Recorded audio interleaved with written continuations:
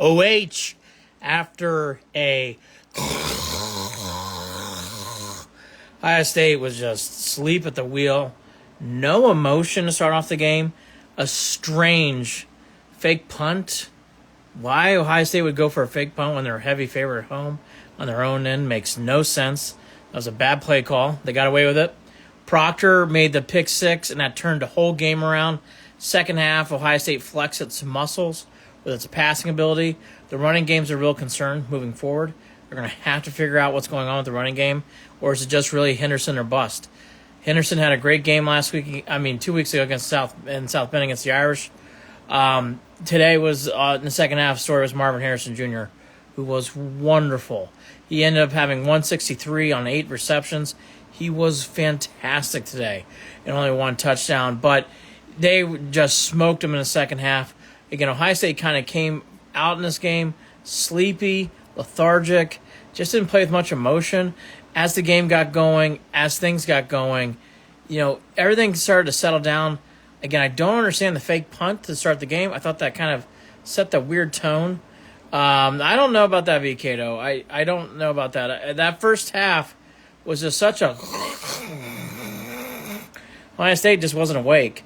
And then once they woke up, the game was in control. Maryland had no shot. So it was a bizarre game, a sleepwalk. If you looked, you didn't watch the game, 37-17, you shrug your shoulders and move on. Watching the game, though, there was some things. They've got to play better, got to be sharper in these games, got to do a better job coming out. They just came out flat, no energy. Second half, McCord played much better. Harrison Jr. went off on this game. 163 again and a touchdown. He was great. They're going to have to figure out the running game.